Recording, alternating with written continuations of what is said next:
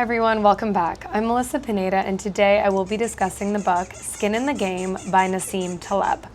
So Nassim Taleb is a Lebanese-American Christian mathematician and statistician, and he's also an author.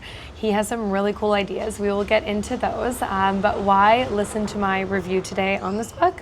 Well, it's a super fascinating book, and instead of initially investing your time in reading the book, I will tell you the main points of it. I will tell you what I found interesting, and then you can decide if you want to invest your time reading this book. If you choose to do so, I'm going to provide the link below in my description of where you can purchase it. And if there's anything you find interesting today or that you like, please like and subscribe if you haven't already.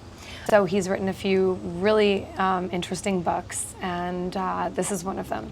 So this was published in 2017, and he talks about the idea or the concept of having skin in the game, so having a vested interest in the game, whatever the game is, as it pertains to your life. So skin in the game, he says, is to have a personal investment in an organization or business or product. So a vested interest in its success. You basically have to separate labor from the fruits of labor. He says that skin in the game brings simplicity. So if you have skin in the game, you have a vested interest. It's made simpler for you because you want it, whatever it is, to succeed, right? You have a vested interest in its success. So for instance, he talks about bureaucrats and how there's no incentive to simplify things when you are rewarded for perception and not results. So you have to show sophistication, and that's what you are rewarded for, as opposed to being rewarded for results. And so why make things simple when you get, you're not going to be rewarded for that as if you're a bureaucrat. So he talks about that. He gives other examples. He says that things designed by people without skin in the game, such as bureaucrats, tend to grow in complication before their final collapse. So these things will collapse, whether it's government or an invention. It's just going to get more and more complicated, and then it will eventually collapse.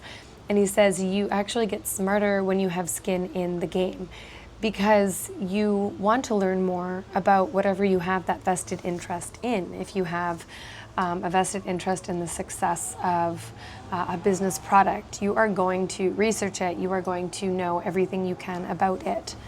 Taleb says that tenure is given to the submissive. So, like direct attack on professors. I used to be one, so I thought that was really funny.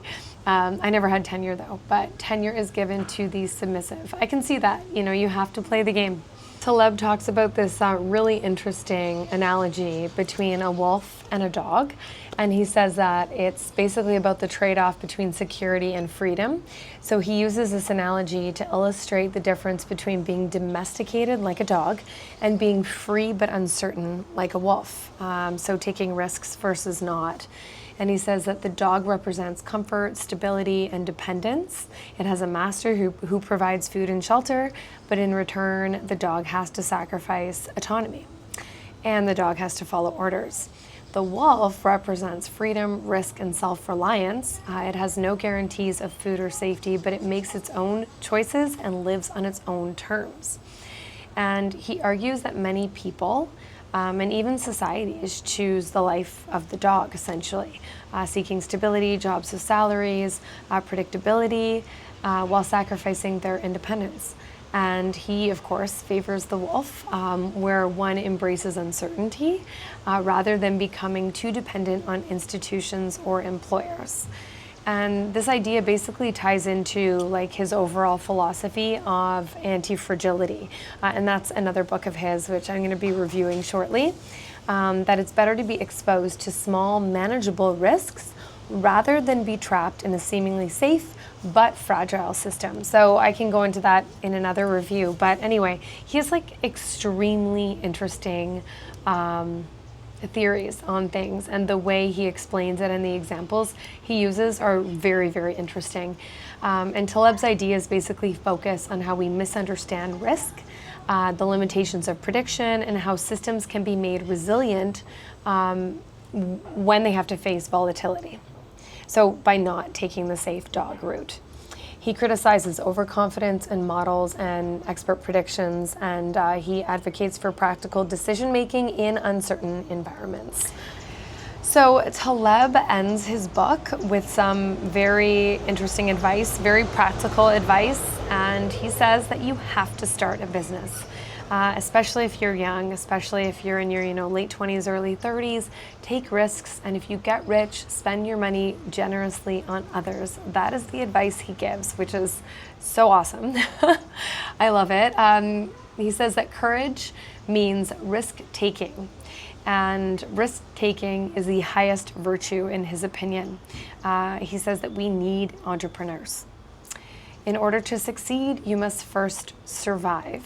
And don't do anything without skin in the game, is essentially what he's saying. So those are some words to live by, really good advice. And if you want to read the whole book, which I do highly recommend you do, the link is in the description below. If there's anything that you've heard today that you found interesting or liked, please like and subscribe if you haven't already. And thank you for listening. Until next time.